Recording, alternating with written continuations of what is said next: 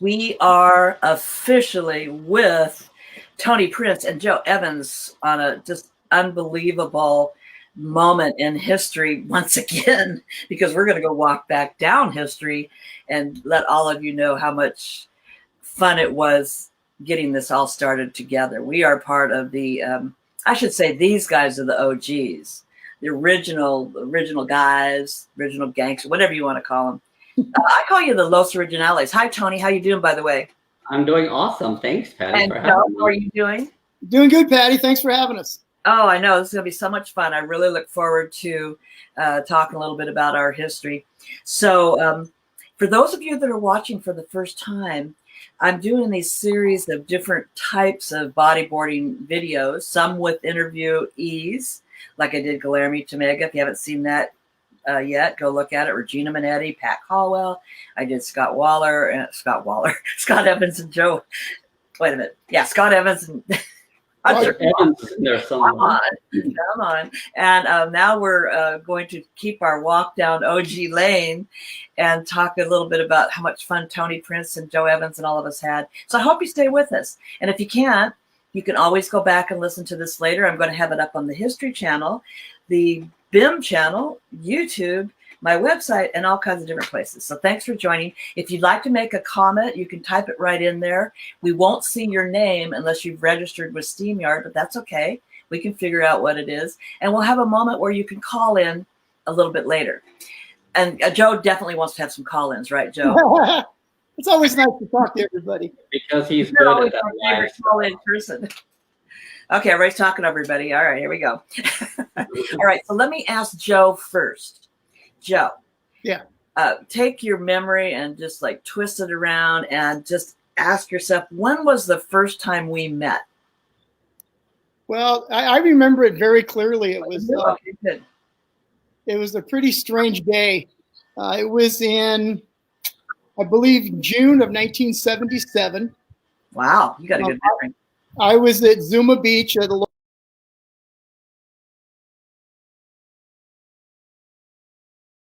pulled up in his truck, and he said, and he knew me from the beach, and he goes, "Hey, there's some guys doing some kind of a boogie board thing down the beach. Do you want to ride down there?" Oh, wow. Local surf bum, and I really believe that you would probably had the lifeguard go out and look for people, because that's how it ended up with me. I never did. He gives me a ride down there, and I see you, and I see Tony, this skinny kid with long dark hair with these bright blue eyes, and I walk up, and I'll never forget meeting you, and you were just so excited, and you were so pumped up. It was? And you're like, "Hey, we're having a contest, do you know how to ride a boogie board?" And I go, "I have one." And you said, "Would you like to enter the contest?" I said, "Well, I really don't have any money, and I don't know anything about this." And you were like, "You don't need to know anything about it. How old are you?" And I said, "Well, I'm 23. And you're like, "Oh, because everybody else is young." Oh, oh, you're old. And he goes, "Well, stick around, and I'll find a place for you." So some time go by. I see these guys who I later meet, Roger and Scott, and of course Tony.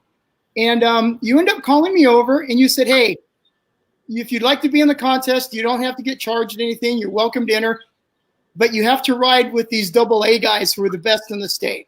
Oh, wow. And I remember thinking, "You mean you actually have contests for this?" I mean, I had no idea.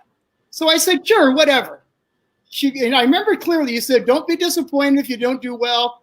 These 4 guys," and I believe Mike Lambresi was there. And Mike Lambresi couldn't have been 14 at the time. Yeah. I thought, okay, whatever. Let's do this. So anyway, we ended up having a contest that weren't big waves. It was just a typical Zuma Beach day. Of course, listening to Tony later describing how he got pounded in the shore break was kind of fun. But I ended up, gnarly. so I ended up winning that contest, and that started a relationship with both you and Tony that now has spanned 50 years, 40-something years. Wow. Have grown up, gone fantastic things. It was like going to Vegas and hitting the jackpot and going, "I'm coming back." Yeah, it was funny because I was never a competition guy throughout any of this. Wow. Although I did compete in many of the contests. I won a few, lost a few like everybody else. I was really more about the people that I was there with. It was a very special time, and I doubt if it'll ever be replaced. I don't know how we could recreate that. Yeah. Well, you know what? Roger said that. I'll never forget what Roger said the other night on the OG series that we did with Roger and Scott. And he said that this time in our lives was probably the most, wonderful, magical.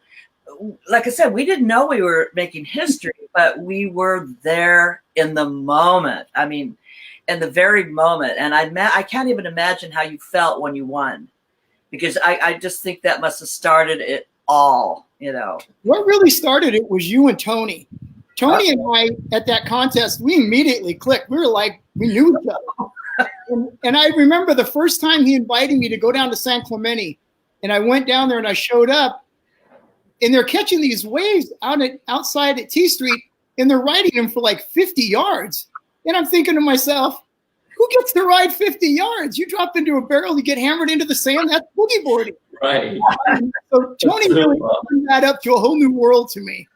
And of course, I've been forever grateful to him and you and Roger, that whole group. It was a magical time. Yeah. And you're right. We had no idea what we were doing. Here's a question. Where was the contest at Zuma? Free Zuma or near Francis Mark? Drain pipes can get heavy. I don't remember. I would guess since I was putting on the event, it was at regular Zuma. It was at regular Zuma in front of the tower. Yeah. And you had the most people you could gather in one spot. Yeah. I was down the beach a quarter mile at Drain Pipe. That's right. Yeah. Okay, let's go over to looks like that's probably Joey. Of course, Joey wants to call in. Yeah. Somebody said that about Joey. Viva Longa and Bodyboard Paulista. All right. Tony, I can remember, I can vaguely remember now that Joe talked about that, but I do remember plunking him, saying you're coming to compete. And I do remember the time I met you, but let's see what you remember. When we met? How I remember it is I had just barely graduated from high school in 1976. And I was working at Denault's Hardware, and they started carrying the Maury boogie boards. And Steve Denault said, you should buy a boogie board, Tony, because you don't stand up surf and you just body surf. And he lived right up, the Denaults lived right up the street from T Street. And he said, the people really like it at the beach right down from my house. Why don't you buy a board from us and I'll take you over to T Street. And so I'm like, well, I haven't been to T Street before and I don't even know what the boogie boards are, but he just, hard sold me into getting one. And I went down there, and the first day out, I had the same experience like Joe did, is like, wow, this is unbelievable, because I was used to body surfing, kind of shore break type stuff and real short rides. And I was just elated after that. And so that was in the 4th of July weekend, 1976. And then later that summer, there was a boogie board contest at Oceanside Jetties. And I was telling my friends at T Street, I said, wow, there's going to be a contest. Let's go down and, compete on these things. So I just loved it, like from the first day I wrote it. And so we went down to Oceanside. I had to go against Joey Gibbs and Bobby Zabat and all these guys that had been riding like forever and were just full rippers. And I had only had the board for like a few weeks. And I'm like, wow, these guys are just killing it. So that just motivated me to go back. And then that's what got me stoked to start a team up, a T Street team in San Clemente to go start competing. And then also to be able to go down. Then you said to me, why don't you go and help me do some marketing? So we went to like a Woolworth or something, and we're like telling people, and I was telling them how stoked I was, to be able to go ride it. And the people are like, well, I was saying to them what Steve Denault had been saying to me. And of course, all you have to do is get people out there on it, and they're going to be positive about it. So I remember my memory of you was, I know you didn't quite get into where we actually met, but that's okay, because you'll remember this moment. you and Steve or Denalt's Hardware had been calling down for some orders, and I either dropped some off or I was going by to get an order or something, and you were out on the dock out back. That's where I worked. Yeah, where you worked. And I pulled My up. hair was too long to be able to work inside, so I had to work Right. outside. And the minute I saw you, I knew it was you because you know. And so anyway, so here's Tony. He's how were you? 18, 19? Yeah, 18. 18. Yeah. But when I pulled up, it was like I instantly knew it was him. And here was this persona, and Joe and Scott Evans and Roger and everybody else that knows Tony will agree with me, because he has never lost that persona, which is the most wonderful, exciting, magical personality. I don't even know how to describe it. But when I saw him on the dock, I went, that's Tony Prince. And that's the kind of ambassador we want to travel to spread the stoke, right? So here you are, what, 55 years later, 80 years later, or whatever it is. 55 years later. I'm like 88 years old. And you're still spreading the stoke. So anyway, thanks for that. So here we were in like 77-ish. If you can see the okay. Let's see. Oh yeah, that's the team. Okay, so that was the original people at Key Street. Yes, and you were right there, the second on the left, right? Yeah, and Chris Powers is like really the youngest one, and then Fred Kosmarski and Paul Arsenal, Mark McGuire, and then Scott Harrison, who used to stand-up surf, is the boogie in the contest. Oh yeah. By the way, welcome, Steve. Great to see you. He's saying good evening because he's out on the East Coast. I wanted to just talk a little bit about that, because the point where we got to that point where we were having a team now, Scott and Roger that were on the other day, we started the offshore surf boogie team, and then you guys did Denalt's boogie team, and then we had another one in Oceanside Harbor Surf Gallery. But it was after we started winning a couple events and this, that, and the others, well, we got together at my house. Now, do you remember coming to Carlsbad the night that we created the Western Boogie Association? Yeah, I think so. Okay, because I remember it being you and Scott for sure, and we kept working on names and everything. And like I told Scott, where did we come up with Western Boogie? I mean, you know, it's kind of, people thought it was some kind of Western music group, but right, exactly. They would think that. I mean, you look back and we put Boogie Board in there, you know. But anyway, so Tony was out there right on the Johnny on the scene, first guy with the Western Boogie Association, and thank you, East Coast, for coming in. And so you're getting some EHA stuff here, Western Boogie. So there we have it, and then we go, to the events. And as we said with Joe and Roger, we started working you guys and getting you up to the AAA before you went pro. And tell us a little bit about, Joe, those days when it was like AAA. Well, the big thing was the events that we did. I call it the outreach, when we would go to beaches up and down Southern California coast, East Coast, and put on these jamborees. Some of them were sponsored by Sunkist. I think Gap sponsored one of them. But basically, it was us putting our personalities and our techniques into a bunch of younger kids and trying to bring them into the fold. And then on top of that, we would be competing against each other in different contests on Saturday. The competition, like I said, was really fun. But really, what the memory was really the people we worked with on the beach and the kids that we made a positive effect on at a real young time in their lives. It's been satisfying for me for the last 40 years. I look back at it and how those experiences that we had on the beach translated into my future career and my family. And it turned out to be a really big part of my life. Yeah, that's so awesome. I mean, it really is. And we went right up to us starting to travel. Now, you both had become pro. I needed people to be ambassadors with me out on the East Coast. But we totally forgot.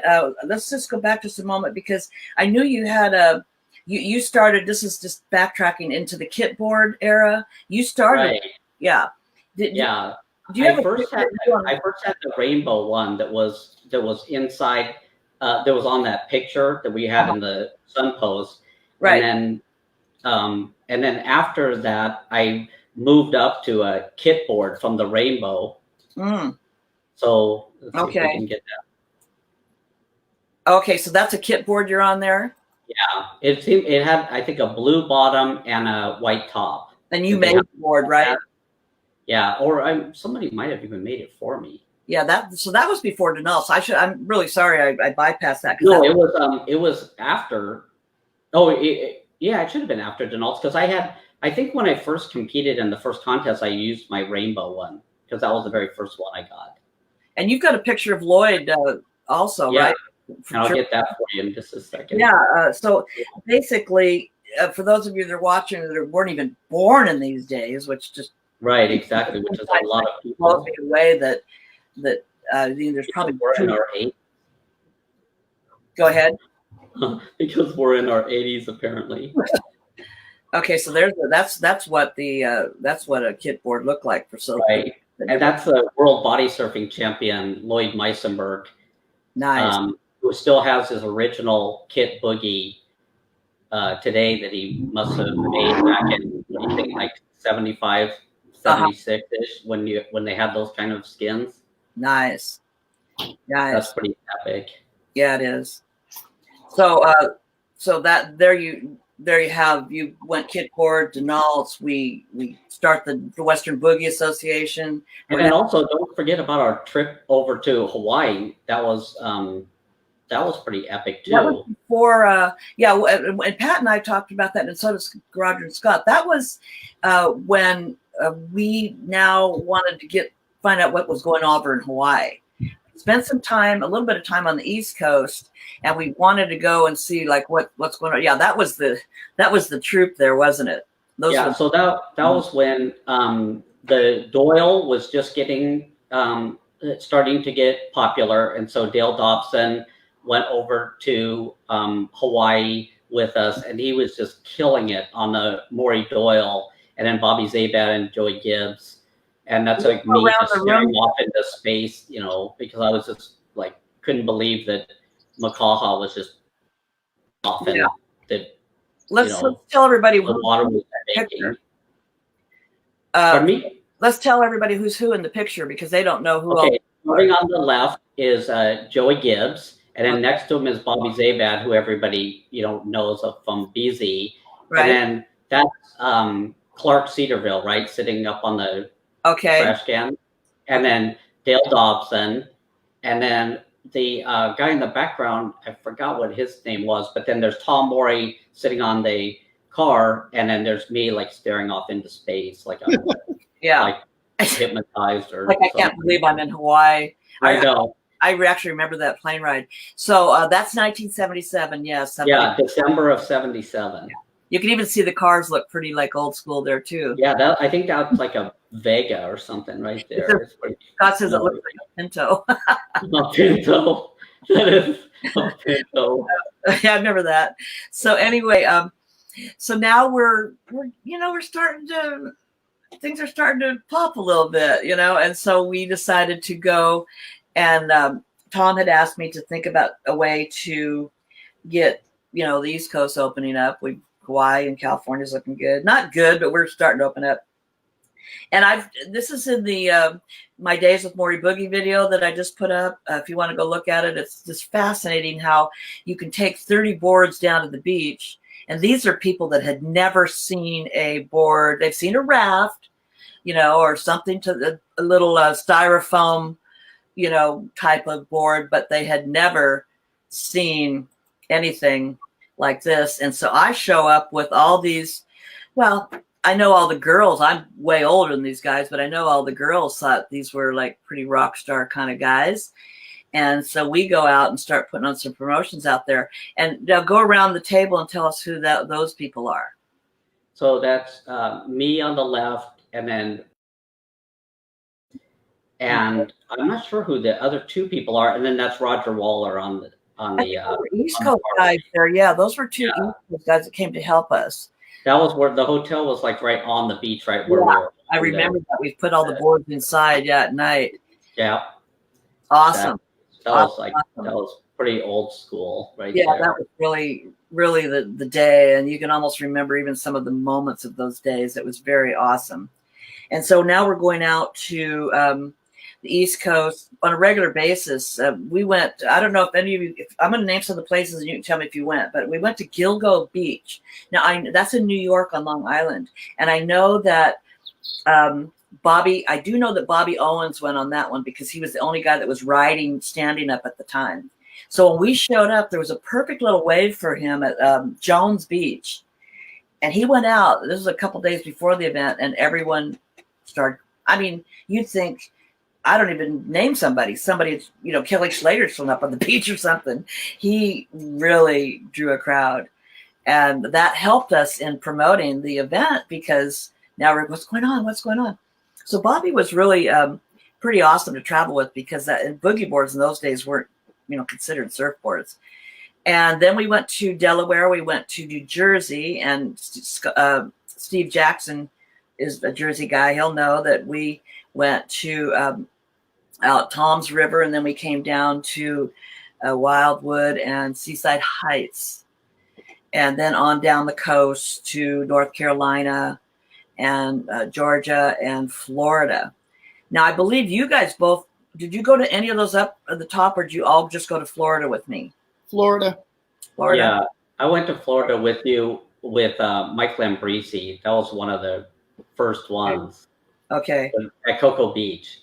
At Cocoa Beach. Do you remember anything that was different or unusual? It was very similar to the one later, but I remember whoever it was that was in charge of the marketing. They had it on the radio because I remember we were in the car. And the radio announcer, it wasn't a commercial, it was where the announcer themselves talks about it.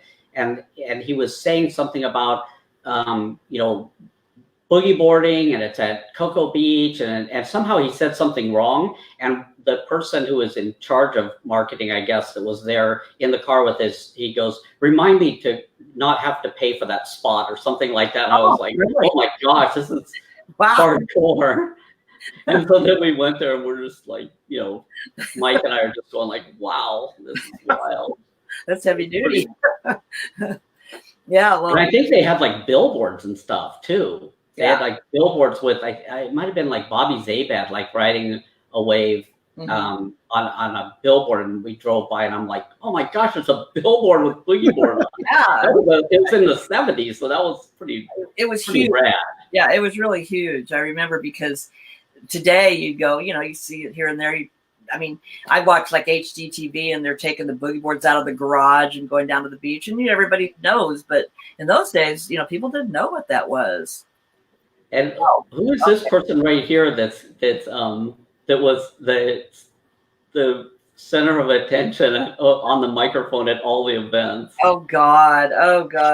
Okay. January of 1978. Oh my God.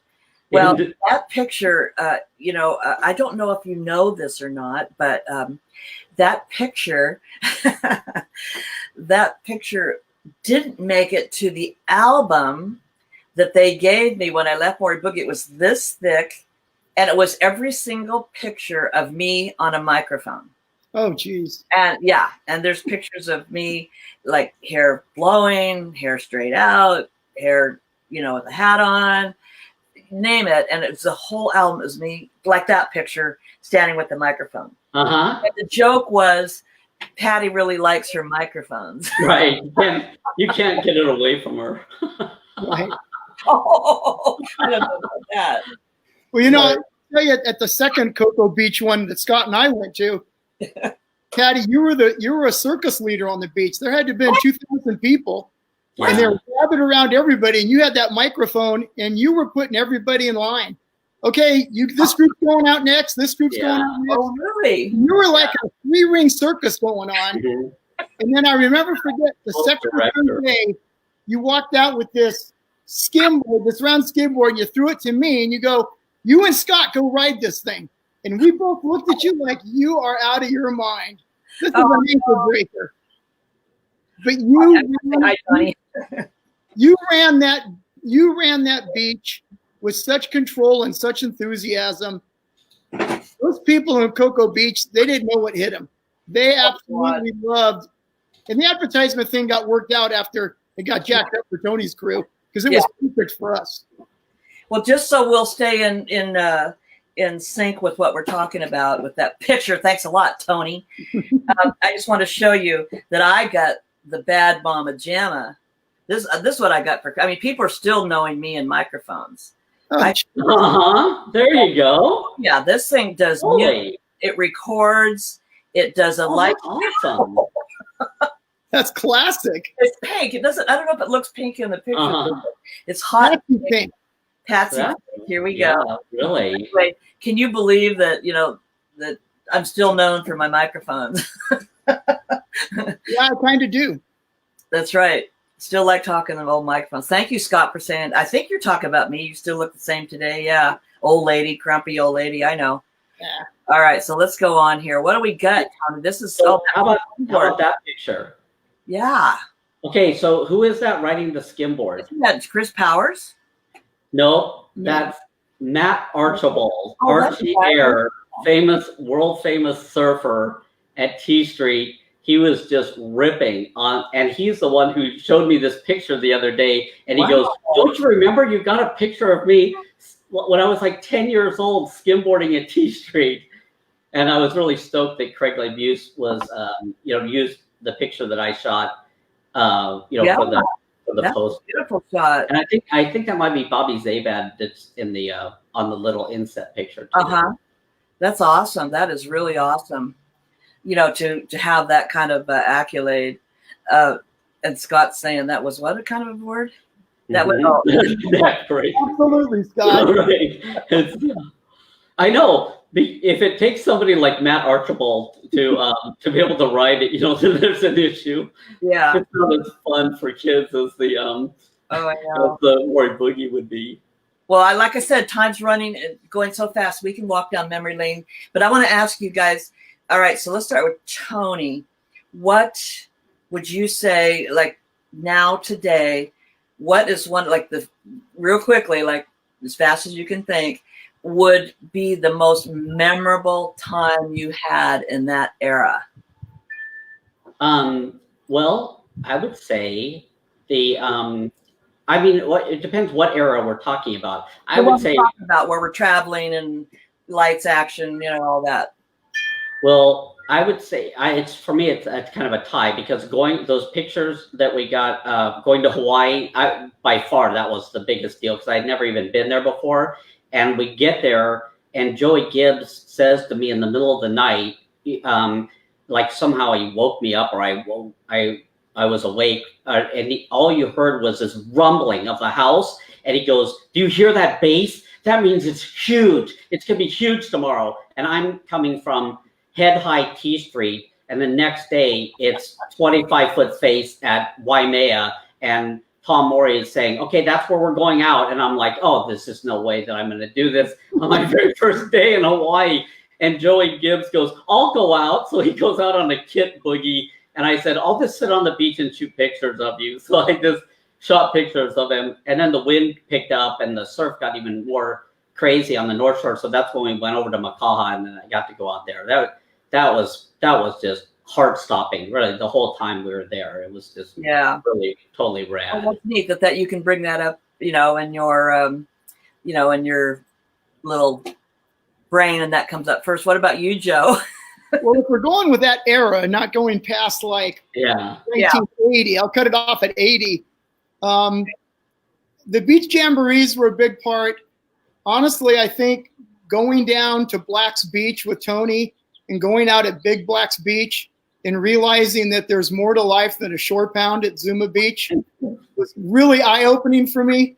I remember going to Black's and it was big, and Tony's like, "This is going to be crazy." And I'm like, "There's a shoulder on that wave. How crazy could it get? This is perfect." So I think a lot of the experiences that I got with Tony and a lot of the time we spent on the beach every Saturday somewhere new, doing just what you said, putting 30 boards out. Mm-hmm. And I remember the front of the Manhattan Beach newspaper was a picture of me pulling a kid on a boogie board. I was holding the board. The kid had been 2, but I was running backwards in the water line. So it was kind of skidding. And I didn't think anything of it. And my aunt, who lives in Redondo Beach, sent me the picture like 3 days later. He goes, "Hey, you're on the front of the newspaper." And I just laughed. Because we did that all the time with kids. All about getting that experience for those first-time boogie board users. Yeah. And I have to say, we did a really good job at that. We blew that bodyboard blew up, and a lot of it had to do with you guys and how you orchestrated those events. Well, no, actually, you can rephrase that. It had a lot to do with you guys. And one of the reasons for those that are watching and those that watch this later and those that watch this on YouTube and everything else, the reason that I'm doing this now when we can and we have time is to chronicle all the hard work that you guys did. Don't discount yourselves now. We'll be dead pretty soon, so I'm glad you did it this way. Exactly. To be honest with you, While we're living. You know, when the governor shut down California and said all the people my age have to, remember, I had to stay home before you guys. That's when I started pulling out the videos and this and that. You know, we have to chronicle this stuff because otherwise it's going to go, into the ether and the youngsters will never know what it was like out there in the early days. So it's not about all you guys doing it, Joe. It was about you guys doing it. And that's why I selected you guys first, because you were the hardest workers, the most motivated, the most stewardship, ambassadorship and all that. So yeah, and you're right. And that's what made it happen. You know what's funny is we did it for a t-shirt and a lunch. I know. We did it for a t-shirt and a lunch, and every once in a while a board. Yeah. In the beginning, that's really more than what we thought we really needed, because we're having so much fun doing it. Like you said before, we really didn't understand fully what we were doing at the time. Yep. No, I wouldn't have changed any of that. No, and those people that are watching, like Scott and whoever's watching from the old days, this is the way it was.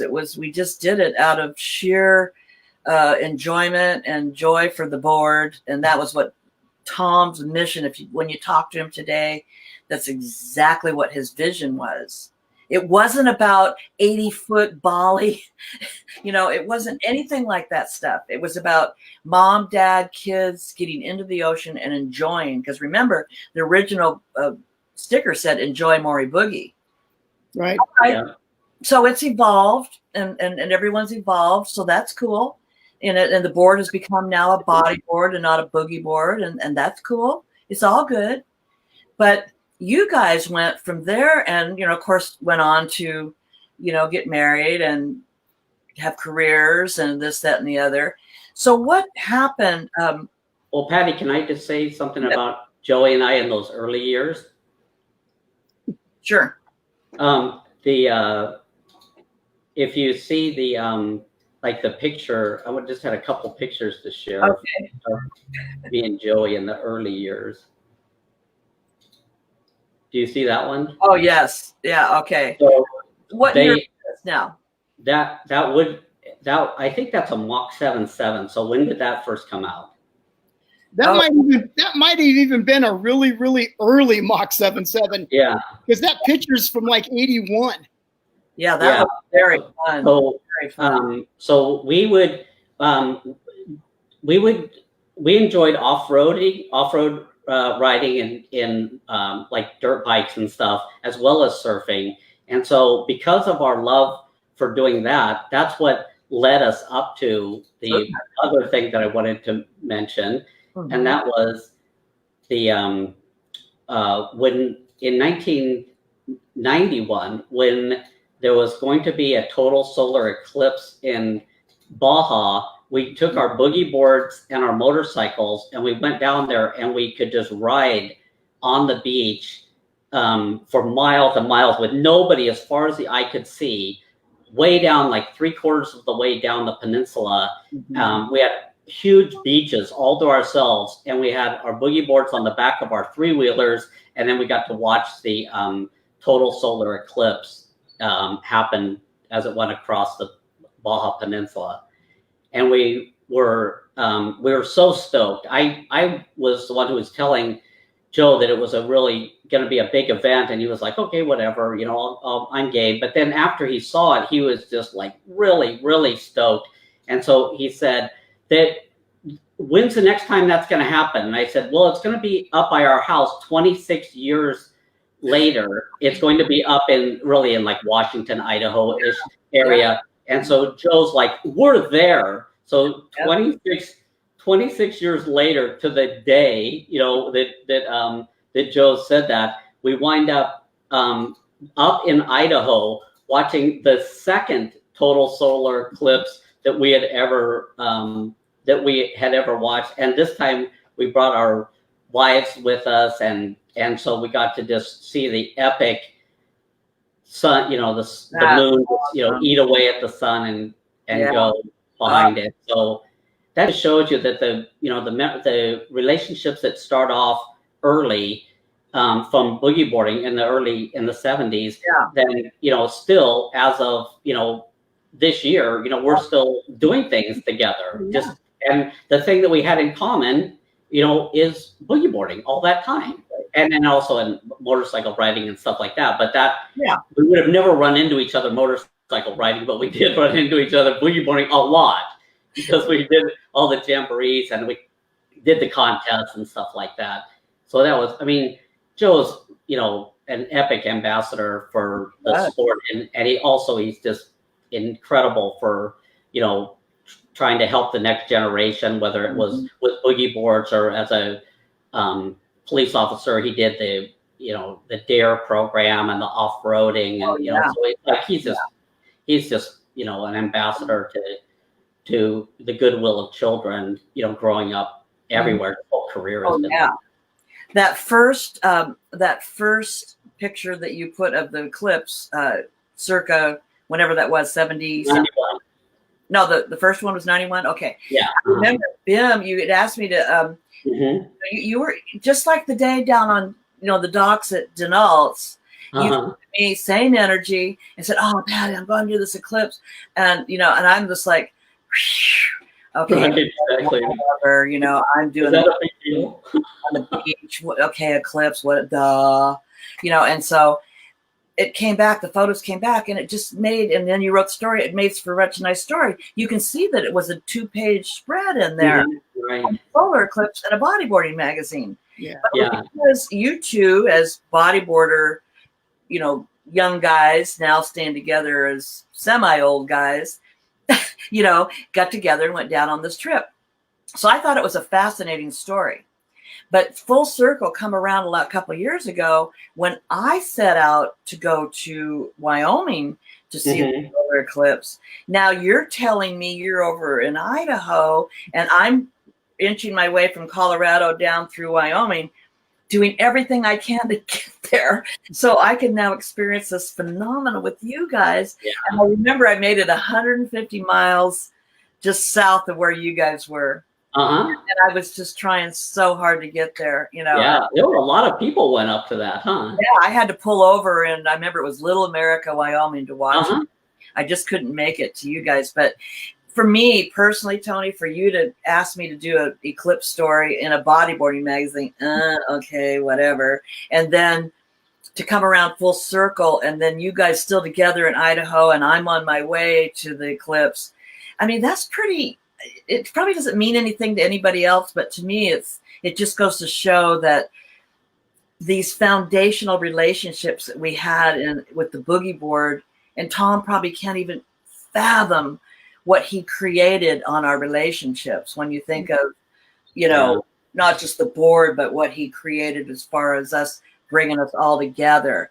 And the reunion that we had a couple years ago, just a few of us, Scott and Roger and Tom Morey and you and me and Joe, David Kneff and a couple people, those kind of moments, there's nothing that can compare to having all that history with somebody, and then now coming full circle and being able to, still stay together at this age is just bodyboarding for life. There you go. It is. Patty, it's funny because it's not just the Joe and Tony story. Roger Waller, Yeah, Scott Evans, Pat, Keith, Ben Severson, these guys, like I hadn't seen Roger Waller and Scott for 30 years. I named my son after Scott. that's awesome. Never saw him. I run into him. He comes down to the reunion in Cabo, and it's after 20 minutes, I realized the guy's unbelievable. Him and Roger turned out just like me and Tony did. We just people. Yeah. And we love what the sport did for us. We don't have any egos about it. We don't have any, we did this or we did that. It was like, man, did we have a good time? Exactly. It was pretty incredible. So, Tony, what are we looking at here? Thanks. Ask Joey where that was. That was him writing. That's Black's Beach, I think in about 1979. That's right before I went into the police academy, the sheriff's academy. One of the last times I was able to get out with Tony for a while. That's awesome. That's when he took me to Black's, and I realized, holy mackerel, those weeks go for a long way. I couldn't believe it. Yeah, that's a good break. That's for sure. Yeah. So Steve says most of my strongest relationships in life have been through bodyboarding. Absolutely. Absolutely, Steve. Yep. All right. So you guys have continued on. You went to the Eclipse a couple of years ago. Here's a good question. Were you guys ever harassed by locals at jamborees when you paddled out at spots like Black's? Did the surfers harass you? Oh, go ahead. Who wants to go first? Well, we didn't have a jamboree at a place like that I remember. No, we would never go to Black's for a jamboree. And at a jamboree, because that was an event, so they didn't seem like they were ever hassled. No. At those, but it was just if you were free surfing. Sometimes back in the early days, people would be the locals would be kind of hardcore at different places, but for some reason with Joe and I, when they saw us ride, they were like, those guys seem like they could be okay, because we didn't really ruffle anybody's feathers. I guess it was worse if you were a surfer and you crashed their spot. But for us, we were just getting pitted, on mostly waves that they weren't going to take anyway. Yeah. And then we were, doing tricks and stuff. And so the people, I would say that we got, given slack, a lot more than we got hassled for sure. Yeah. Well, like you said, we wouldn't do a jamboree at Black's. We did it like something like the Huntington Pier or somewhere where there's, surfers are going to get called out anyway. It's going to be black ball or whatever. We have a permit. Only one I ever remember was the one that Regina talked about on her video the other night, was at Steamers Lane in Ventura. Guy went choking a bodyboarder out in the water, surfer. And we had to, beat on the mic. I had to call the troops in to get him off of him. And then the other one was, I kind of tried to not be too harsh when I was on the microphone to get the people out of our areas. I tried to just say, okay, we've had it for the day. We're only going to be here for a couple hours, and try to gingerly keep them away. And they did. But there was one guy I'll never forget, and I was sunburnt, so a lot of times I had long sleeve and long pants on, would not get out of the contest zone at Huntington Beach. I couldn't get him out no matter how nice I was over the microphone. So I put the microphone down and I swam out to him and I said, dude, I'll never forget this. He's right there and I'm right here. And I'm treading water out there and I'm going, what are you doing? Can you not hear that I'm saying this isn't a beach? Right. This isn't your beach. Well, guess what? It is today. Because I paid for the permit from that zone to that zone. So you need to just get out of here. And so anyway, in answer to your question, Jim, that's the only time I ever remember being harassed. What about you, Joe? Did you ever get harassed by anybody? I kind of, with Tony on this, we went to some very, some pretty aggressive places. I've surfed out on Palos Verdes Peninsula several times. Mm-hmm. I've never had really an issue, but I always let my board talk for me. I never paddled into a lineup and tried to take the first wave that came in. Rincon Point, I surfed Rincon Point when it was big a lot, and I never, ever had a problem with anybody just because of the way I treated other people. And so I never really had that problem. I was very fortunate. Well, that's good. Well, I can see that that's kind of your demeanor too. Right. So what's Scott talk about here? We invented the boogie noogie to take care of the locals. Okay. All right. So we've gone to the eclipse. We're still friends. We're still meeting for reunions. Boogie for life. Like Steve said, bodyboarding forever, bodyboarding for life, friends forever. Most of our friends are through bodyboarding. So why don't we find out what people want to ask you? Because Jim seems to always come up with some really good questions. But would you guys like to take a couple calls? You bet. Yeah. Okay. All right. So let's put a call in number up here. And then at some point, Patty, I want to talk about one of the things that happened as I was leaving bodyboard. There was two specific things as I was leaving. Okay. I talk about it because they're both pretty good. Okay. I'll put the call number up here in a minute. Go ahead, Tony. What do you got there? And this was when we started having the T Street boogie reunions that were happening like adjacent to when we were going down to Cabo together. We would have an event because so many people were coming from Hawaii. We would have an event at T Street that Tom Morey could participate with, and then we would shoot down to Cabo and go surfing down there for a few days. But you can see that a lot of people, Joe's over there on the right next to, I believe, like Kevin Baker and Oh yeah, and Vicky Ray. And I mean, there's just everybody, was managed to come over there. Keith, Pat, Dean, Jay, my brother, Tom. Yeah, that's Brian Weiss was out there. Yeah. So I mean, that was just epic. And then on that day, just like a little bit later in the day, I think we got this picture of me and Joe with the man himself.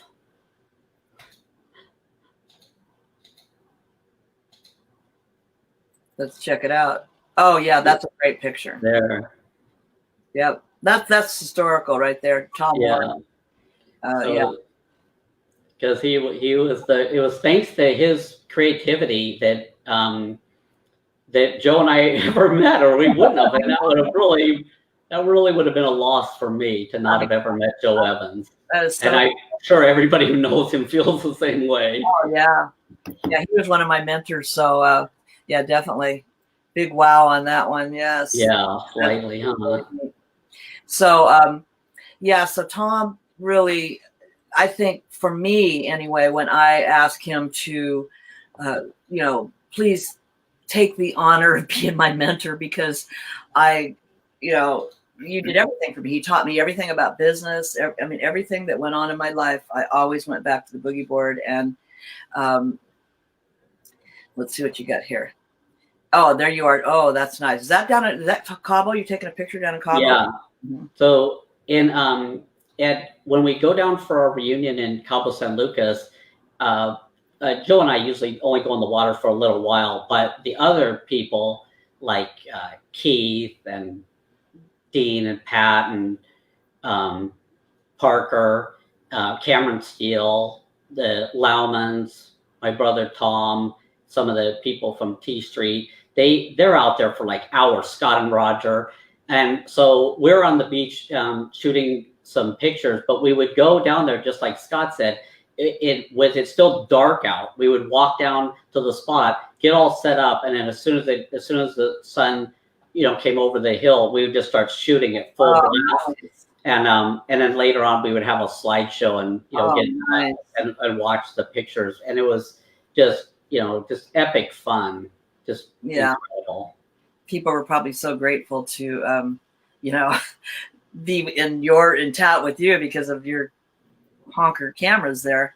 All right, I told you I put the phone number up. People they like to ask it in the chat room more than hear their voice, so that's okay.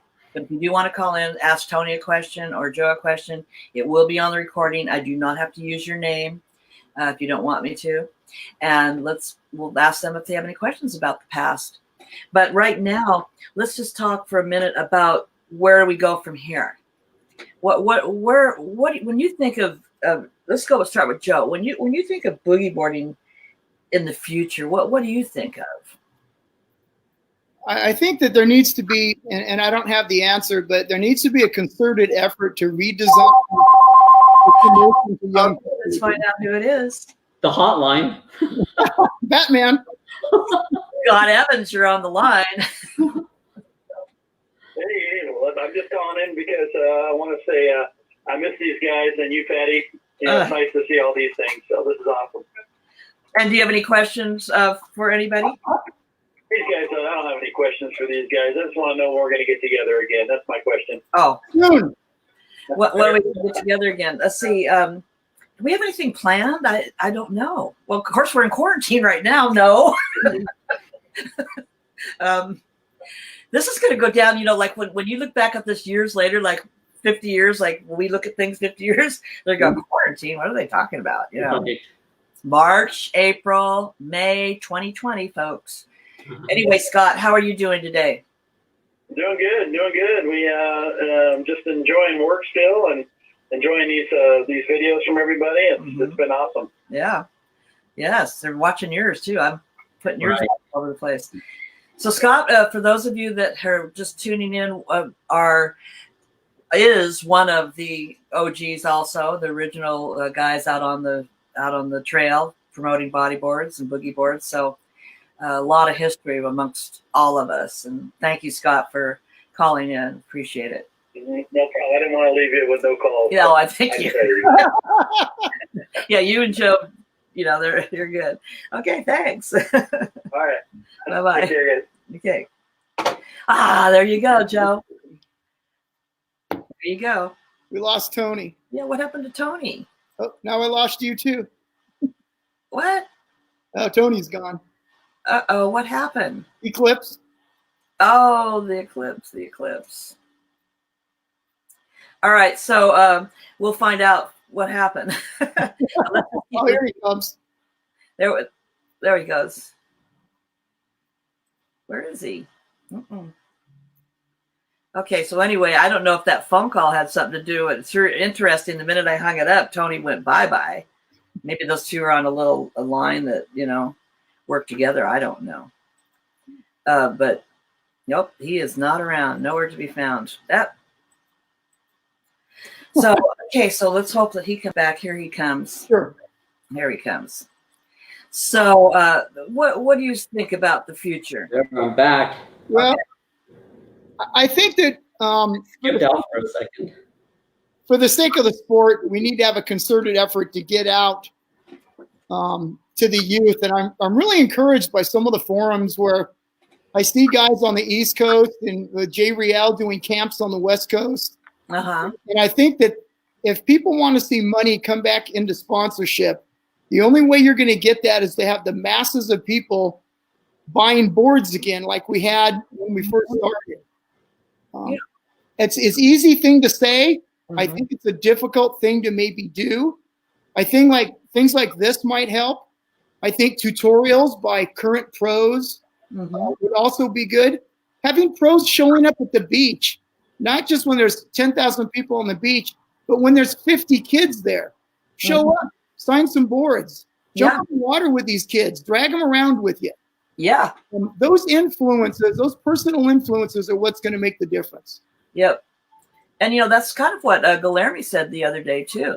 He said the same thing. He said, what'd be cool is to have like a face-off, like you and Tony against each other, and let the crowds watch you two, and then someone in the next generation, and have a couple like generational type, bodyboard off, type thing, and then turn it into like a festival. Mm-hmm. But it would attract all the pros and the legends and the OGs, and everybody would be kind of one-on-one, going off against each other. I thought that was kind of a neat idea. Yeah.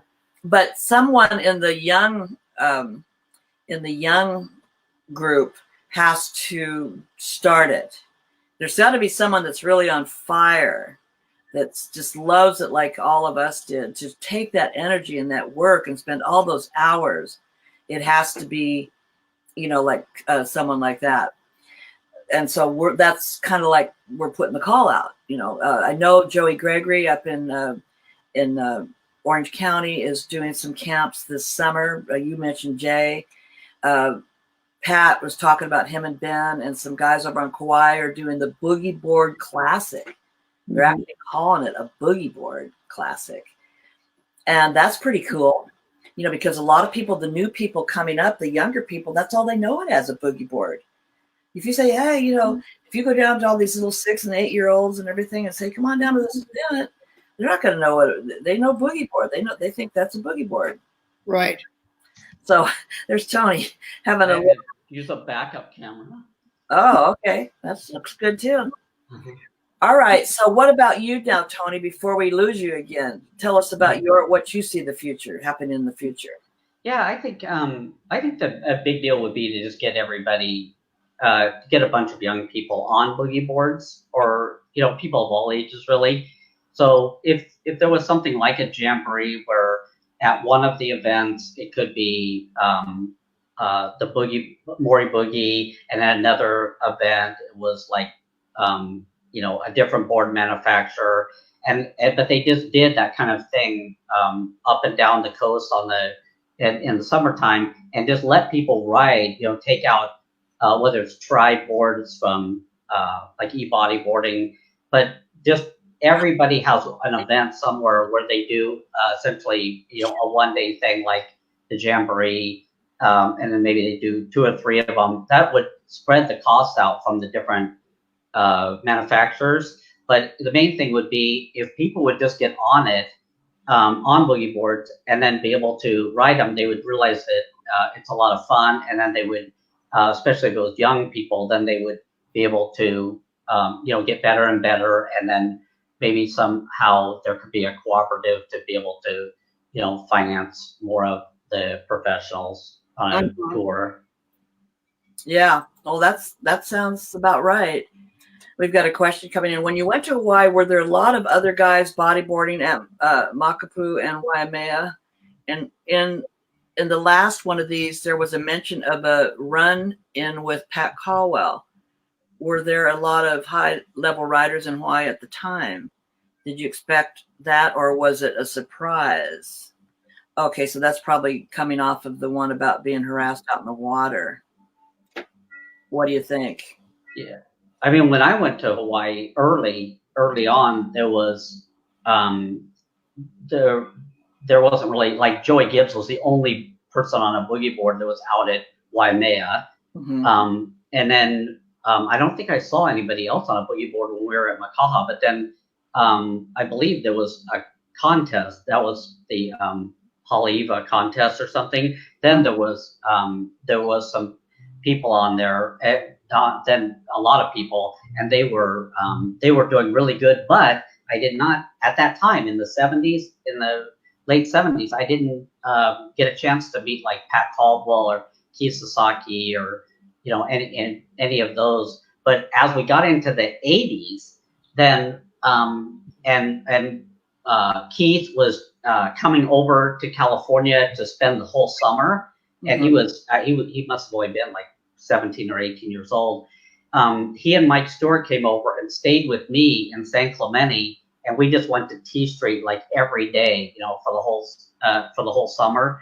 And then it just went ballistic, because once the Hawaiians came to California, it was like, you know, the bar just got raised mega, and everyone just started, you know, just going absolutely berserk, and then it just took off from there. And that was like right about the time when that whole next, not really a generation, because it was only, you know, separated by, you know, maybe 10 years or so. But when you started having like my brother Tom Prince and Cameron Steele and, you know, some of the other people that were just slightly younger than Joe and I, you know, by maybe 10 years, they hit the 80s full on, like they meant it, you know, with because they had Pat and Keith and all these other people leading the way, where the stuff they were doing was just totally radical compared to what was being done back when they were kit boogies in the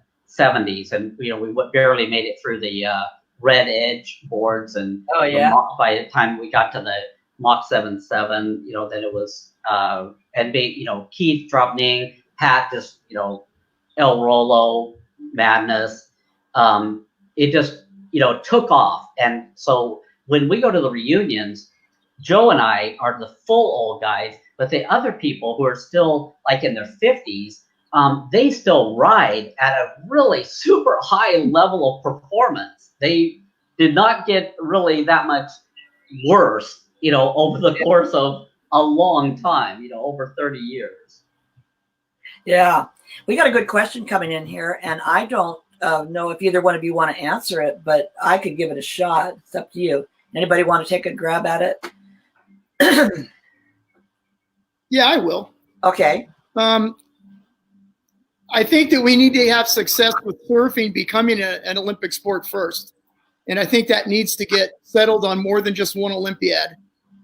I think we would need to incorporate bodyboarding into the following Olympiad as a surfing event. We don't want to separate from surfing. We want to be included in with surfing as a different discipline. And I think that's probably the only way you're going to make that transition. We do have the coverage around the world. We certainly have the professionalism at the top ranks in each country to be able to do that. But it's really going to need to not separate ourselves from surfing. We're going to have to be a discipline within the surfing community.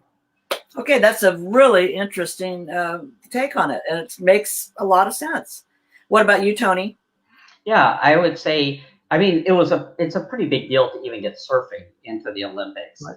And when you look at the people who are in the Olympics, in all the other sports, they're starting off as, just above babies, and they're already starting to, work on it.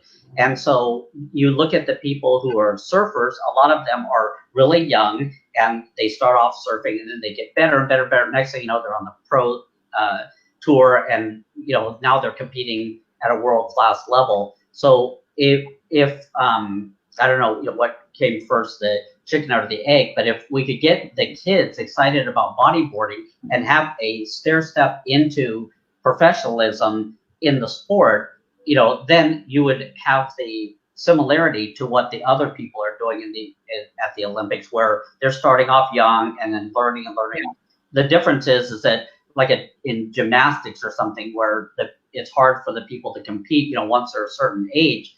In bodyboarding and in surfing, they could have a much longer. They could have gone to multiple Olympics. Yeah. Because the sports are lend themselves to people having a longer career than they would with some of the other things. Well, those are two really good answers to that, and thank you for sending that question in. That was really good. I'm going to save mine answer because mine's polar opposite, and it's a long one, so I don't want to get into it. This is you guys tonight. Let's take another one here. Really, just a comment. I'm in a spin-off sport, but I won't let these flow-groms forget the histories of the boog. I love that. I'm so thankful for the OGs that paved the way. Thank you. That's from Outer Banks Flow Gang. We didn't even talk about the Flow Rider, but we did in some of my other videos. Jim says that was a good story about Keith and Stuart. Yeah. Keith brought Stuart over to my house at 15 and just walked in, had some food, and went out in the water and left. And that's all I remember of him. Nothing like anything like that's going to be the future champion or anything like that. Summer 81 met Joe and Tony. Amazing summer, and we don't know. Okay, Joe, you have to guess who that was. No idea. Who was it? No. Do you know? One of 100,000 people. Just guess the name. One of your followers. Joey, that was a great answer to the Olympics question. Okay. That's right. That's a good answer. Can I back up just a little bit? I only take a minute, but there's two defining moments in, like what Tony said, in our group when we transitioned from doing off the lips and calling them El Rolos to having. There were two distinct moments that changed when Hawaii came to California. And the first one was in 1980 when Keith Sasaki showed up at Redondo Beach. And in 2-foot waves, put on a school for everybody in California on what the future of bodyboarding was. Yeah. And I had just gotten out of the Sheriff's Academy. I hadn't surfed in 4 months. And I can clearly remember getting out of the water after the semis and going, this is a change. Mm-hmm. This young man, this 16-year-old skinny little kid is about to change the sport. Fast forward about 8 months, I show up at a jamboree at Zumba Beach with you and Tony and Scott. And Tony brings a guy named Pat Caldwell, who has turned out to be just a lifelong friend for me now. I meet Pat. He goes out in the water. You've got me carrying batteries or something. and we're setting up the jamboree. And I believe it was Scott that was with me. And I go, hey, let's get out in the water with Pat. And I remember the waves were big. They were like 6 to 8 feet. They were just flying. And we were concerned about taking kids in the water. And I remember being in about waist deep water with my fins and watching Pat take off. And whoever I was with goes, hey, there's Pat Caldwell. And I remember watching him come down, turn, and he just cracks this lip, goes to Rolo, lands, cracks another one, and then just drives into this closeout. And whoever was with me, I would bet it was Scott Evans. I remember looking at him going, did you see that? And that was huge. So it must have been somebody you were with. That was a defining moment for me. I remember when I walked out of there thinking, they're way past the level that you're ever going to be at, and you need to focus on your career. I love that. Fortunately, years down the road, both Pat and Tony moved to Ventura with me. I got 5 or 6 years of working with them, so it's all good. But let me check to see who this is. Hello. Yeah. You want to be okay. Bye. Oh, that was a personal call. Telemarketer. But I can take the transition from Hawaii to California to those 2 spots. Yeah. There would have been a third one in 1979 when Jack Lindholm showed up for the Gap finals. Oh, yeah. We had 1 foot surf. Right. And we even took him I remember taking him to the wedge and thinking, man, we're going to watch Jack Lindholm at the wedge. And the wedge was lapping up like a lake. And I remember thinking, this is too bad. Because we have arguably the hero of our sport at that moment standing on the beach with me and Tony. Wow. And we're not getting to see him in the water. Yeah. And people can say what they want about anybody else who surfed the generation after us. Keith, Ben, Pat, Mike, and number 1, Jack Lindholm revolutionized that sport. And that's what separates them from us. Yeah. We discussed the sport publicly. They revolutionized the competition of the sport. Yeah. And it was the Golden Boys. Pat and I talked about that. It was the juicy fruit commercial. It was David Kneff and Ben and all the blondes. You know, that was the sport. You went down to the sport in November down at Ocean Beach, and the sport looks entirely different now. Yeah. It's guys with hats on, beards, hoodies. You know, it doesn't look the same. But that's okay because it's where we are today. Follow up. Would wave pools help widen the reach of the sport?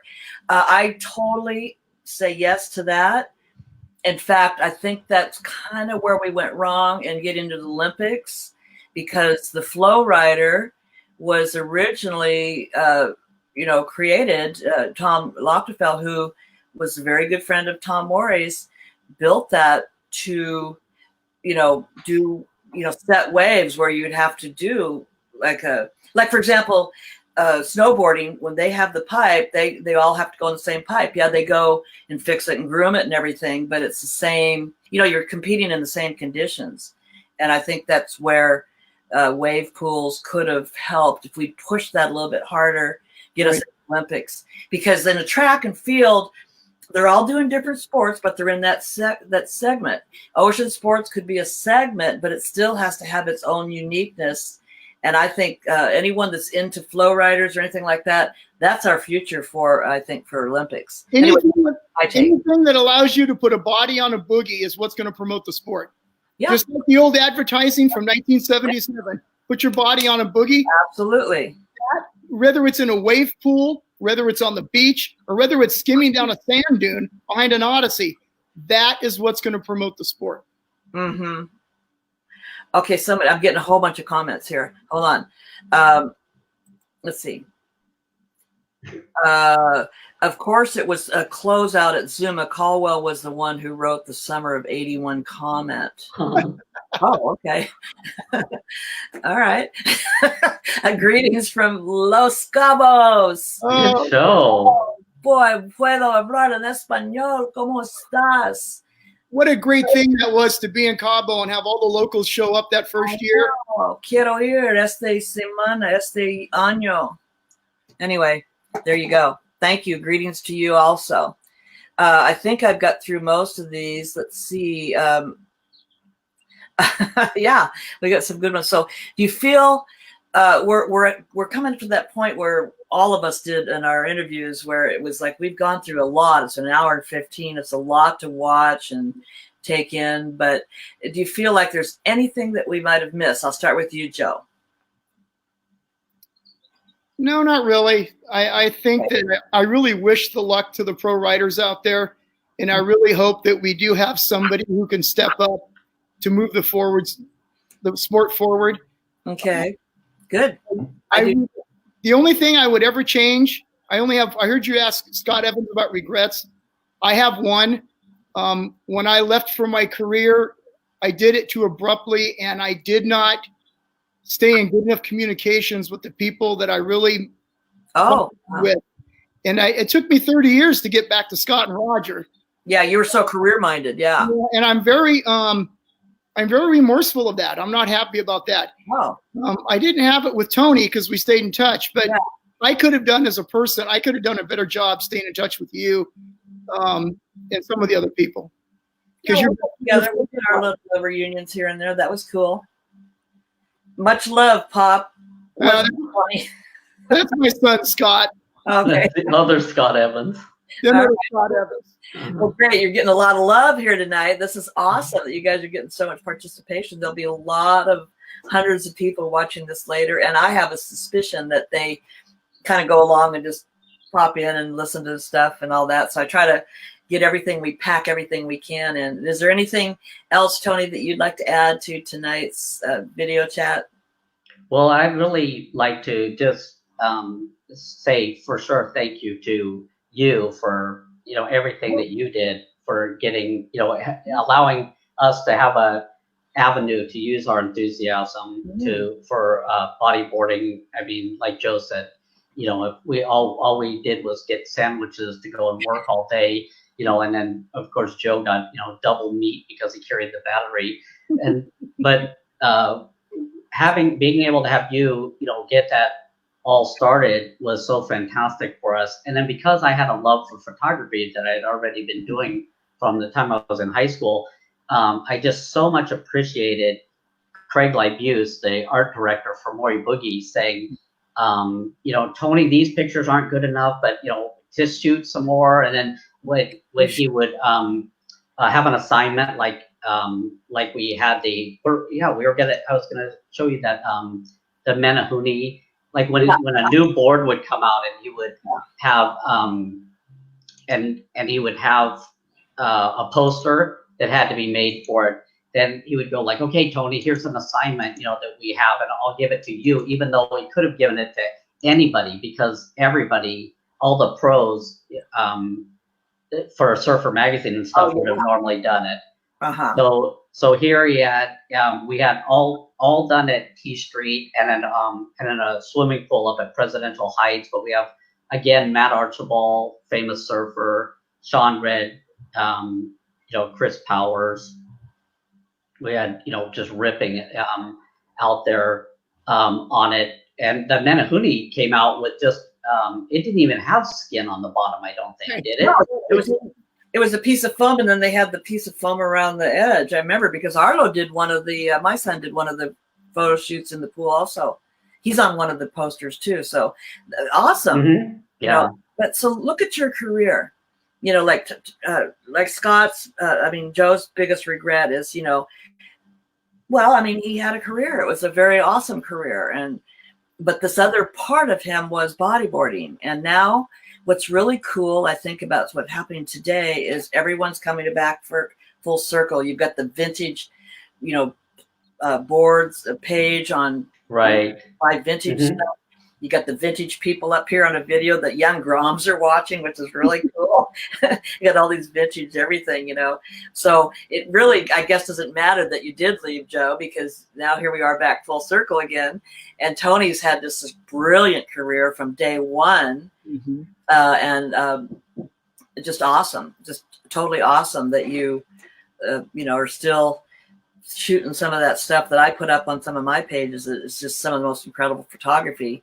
And thank God for Craig Labuse telling you that, you know, because, hey, you know, it kept you motivated and all that. So anyway, I really appreciate you, you know, taking the time with me tonight, and both of you. And I guess it's our time to say goodbye. See you later, maybe, but not goodbye. Last question here. Wait, how about a shout out to your cousin? Oh, that's my cousin Stephanie. When Tony Prince used to come over to my place, we would always go to my aunt's house in Redondo and Torrance. And my cousin Stephanie, who was adorable, she would make Google eyes at Tony all day long. Oh, no, she wouldn't. You can see what he looks like now. No. So, Yeah. we love you too, Scott. And we can't wait. Once we get out of our the self-isolation and all that, we'll have another reunion, maybe this summer. You know, who knows? It might be, you know, it could possibly be. So that's what we have to look forward to. And I want to thank. When you're stuck at your you know, at your house, then you're glad that you're Scott Evans and you're looking out your patio at an unobstructed panoramic ocean view with surfers, you know, in front of you. And it's like, you know, this is why we have this place and not looking, you know, into a neighbor or something. I only live like 3 miles from the beach, so I go down every day. You know, it's easy. Our beach is open, not for sitting with your table and tent, and all that, but you know, you can walk and surf and boogie and all that. So we're good. And one last comment here. Yvonne and I love you and miss you. Hey, there you go. What a character, Yvonne and John. Crazy. Yeah, they were in Cabo, unbelievable. Yeah, we really nice pictures of them. That was, I mean, or him, you know, so that was really cool. So I'd like to say goodbye. I hate to say goodbye, but thank you so much for taking the time out of your busy schedules. No worries. Spend some time with me. And don't go away. I will be sending you off here in a moment. But for right now, I just want to tell everybody, thank you so much for joining me for another episode, you might say, of Everything About Everything. I'm really trying to promote more videos about various different things. And I'm posting them all over on pattyserrano.com. If you'd like to just go check some other videos out, and all the ones that I'm doing with the bodyboarders will have its own little section. I'm really excited about that. And it's so great to be back talking to all these people I've known for years. So be sure and stay tuned for our next one. We've got a lot of them coming up. And thanks for joining us today.